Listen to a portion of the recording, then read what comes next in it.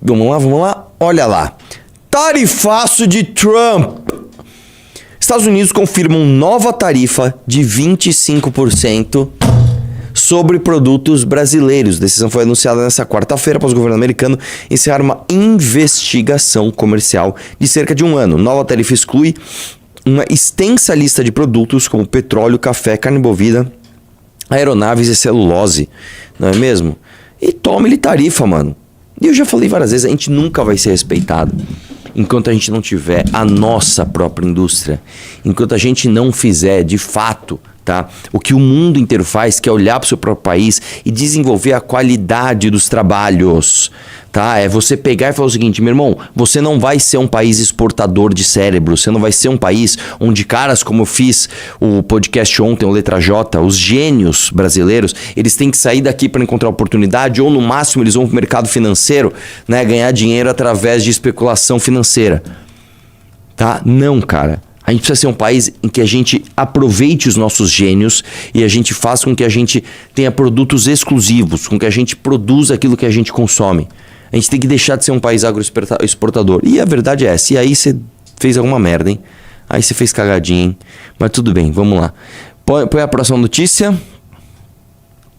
Like na live, pessoal. Dá like aí, meu. Fiesp culpa Planalto por novo tarifaço dos Estados Unidos. A entidade diz que ruídos diplomáticos, críticas personalistas e discursos eleitorais ajudaram a provocar a retaliação contra o Brasil. Eu vou te falar uma coisa, cara. Não é culpa só de um ou de outro ente, não. É culpa de todo mundo. E digo mais, não é culpa só desse governo. É culpa... Cara, o PT, vamos lá. O PT entrou no poder em 2003. Ele ganhou a eleição, o Lula, em 2002 e entrou em 2003. De lá pra cá são 23 anos. O que foi feito no Brasil em prol da indústria e da produtividade brasileira? Nada. Nada. Desde o Plano Real, a gente não faz nada pela produtividade brasileira. A gente ficou de fora de todas as revoluções industriais que ocorreram no mundo. A gente chegou atrasado em tudo, em absolutamente tudo. E a gente insiste em problematizar todas as relações profissionais. Nós somos o país que tem mais litígio. Nós somos o país onde a gente tem muita gente pendurada na máquina pública. Nós somos o país da incerteza jurídica. Nós somos o país do... Eu não vou dizer nem do comércio, porque até o comércio aqui fica prejudicado uma vez que a gente não tem indústria, uma vez que a gente não tem turismo, uma vez que a gente não tem segurança.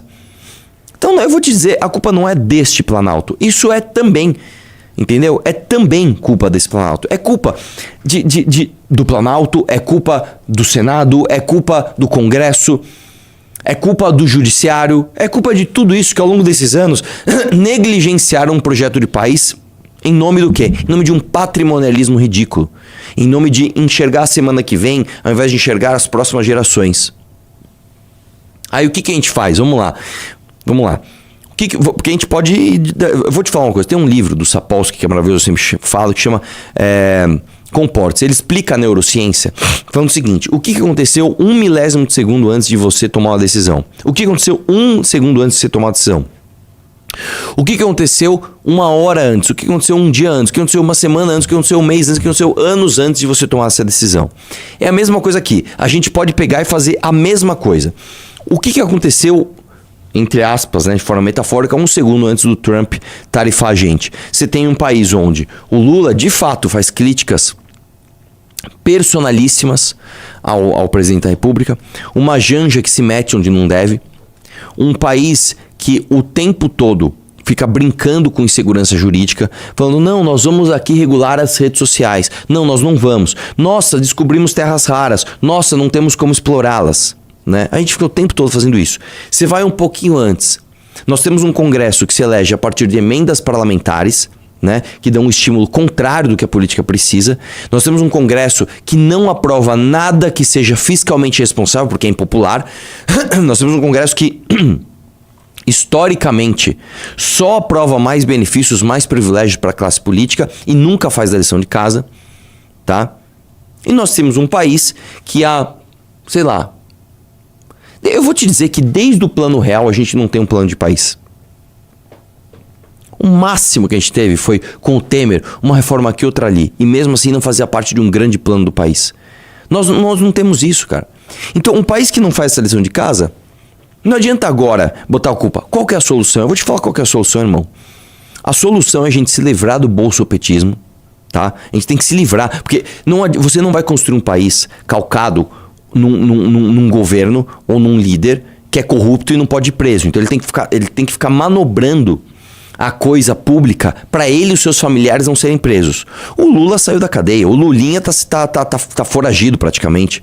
Não se sabe onde está o Lulinha. O projeto alternativo é do rachador Flávio Bolsonaro, que o pai tá preso, os irmãos estão tudo envolvidos em escândalo de corrupção também. Primeira coisa, a gente tem que se livrar do bolsopetismo. Nos livramos do bolsopetismo, nós vamos colocar um cara ali que não tem rabo preso, que não é corrupto. A partir disso, qual é o plano que você vai desenvolver? Do nada aqui, do nada, meu celular começou a tocar. Olha que loucura, né? Me lembra de falar do Renato hoje, tá? É importante. Então, a gente tem que fazer o quê? Se livrar do bolsopetismo. E a partir disso, estruturar um plano e seguir, ter disciplina para seguir o plano. O plano passa por a gente ser fiscalmente responsável. Eu vou te falar uma coisa que vai doer, cara. Vai doer. Nós vamos ter que fazer outra reforma da Previdência, cara.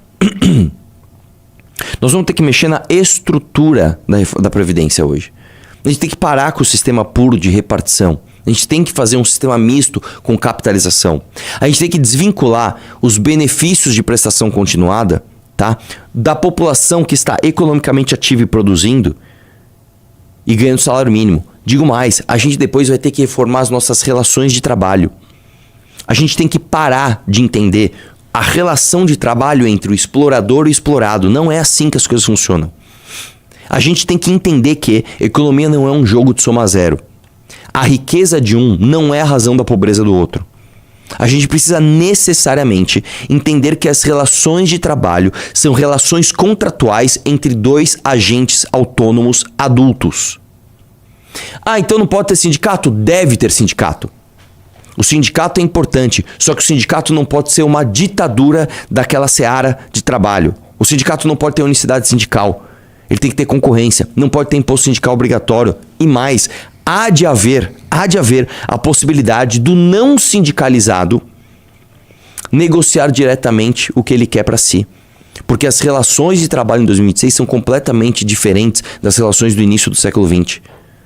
Tá bom? Então, nós vamos ter que renovar as nossas relações de trabalho. Isso vai ser impopular. Num país que acha que vai resolver carga de trabalho, aprovando o PEC do fim da escala 6x1, nós temos muito trabalho ainda para ser feito, cara. A boa notícia não, mas assim,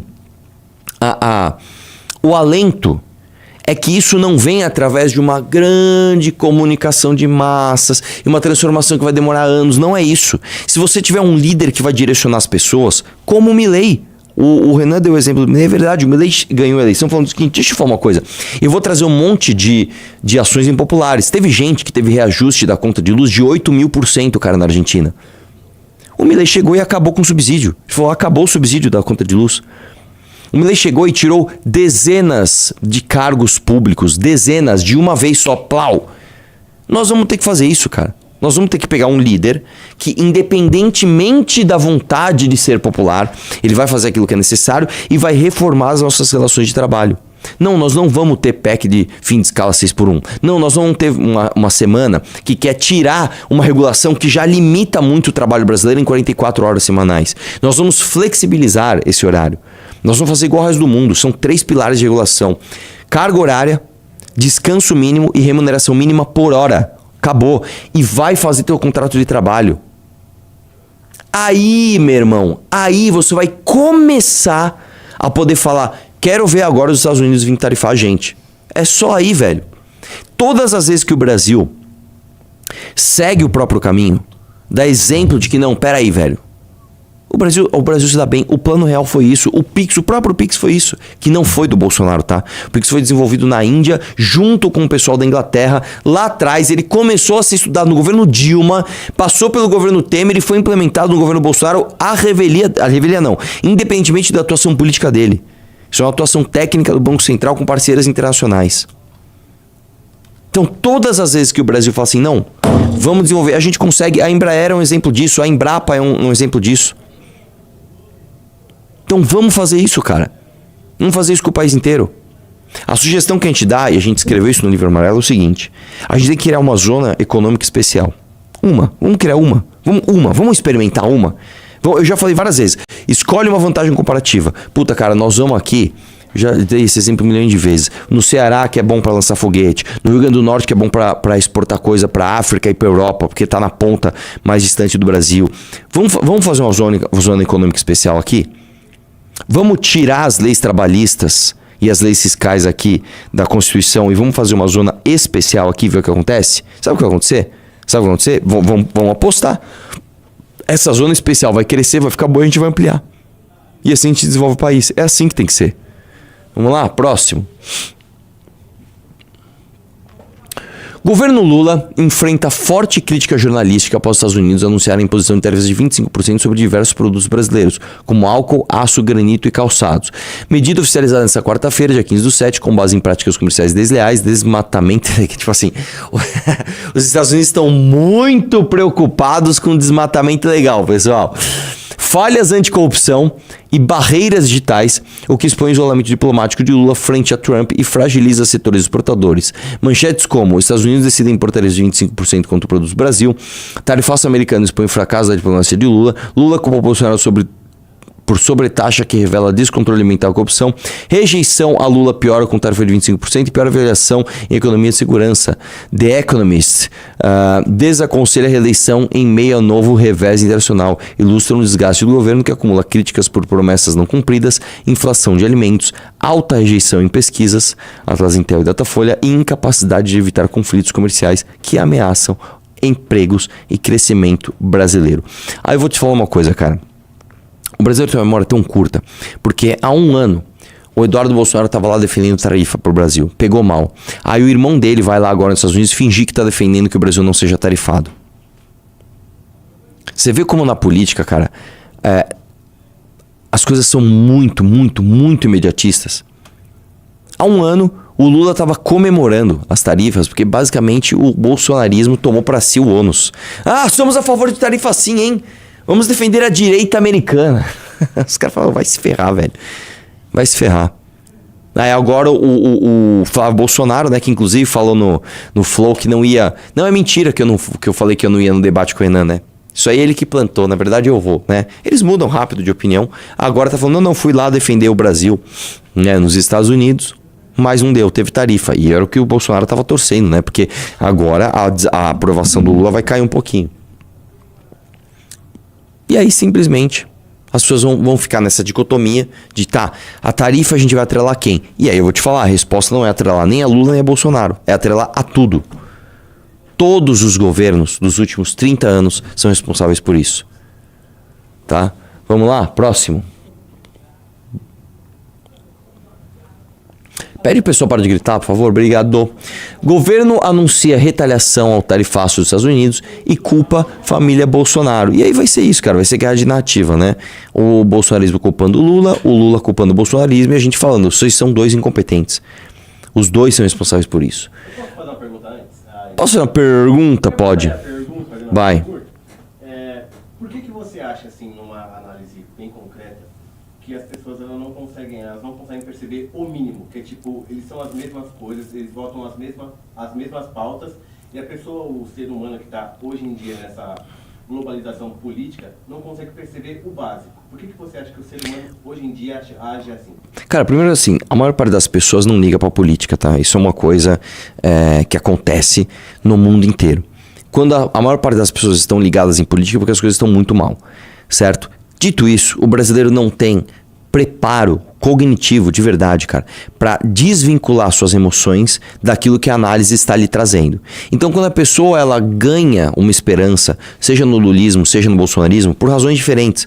O cara que às vezes gosta do Lula gosta porque o pai dele, cara, em 2007 comprou um carro novo, ele atrelou esse benefício ao pai dele ficar feliz por causa do Lula e ele emocionalmente está ligado ao Lula, ou o bolsonarismo que, de forma ainda mais ideológica, o bolsonarismo é mais ideológico do que o lulismo, tá? Ele diz o seguinte, olha que legal, cara, achei um cara parecido comigo, quer que bandido se foda, etc, etc. O custo energético para ele entender que a análise da realidade é contrário à emoção que ele sente é grande demais. Então o cara, ele cria o que se chama de dissonância cognitiva. Ele simplesmente decide abraçar a emoção dele, continuar com aquela emoção, né, ficar naquela zona de conforto emocional, ao invés de encarar a realidade e falar, cara, tem muito trabalho a ser feito, porque as duas figuras mais populares do Brasil são praticamente iguais. Né? E aí é isso, cara. Um se alimenta do outro. Agora o Lula vai fazer o que a gente já falou aqui que ele ia fazer. Ele vai ficar jogando a tarifa na culpa do Bolsonaro, o que é um absurdo. Porque você tem um governo que é dele, e o governo é responsável pelos rumos do país, cara. Acabou. O governo é responsável pelos rumos do país. Se você tem uma oposição, não é o caso, tá?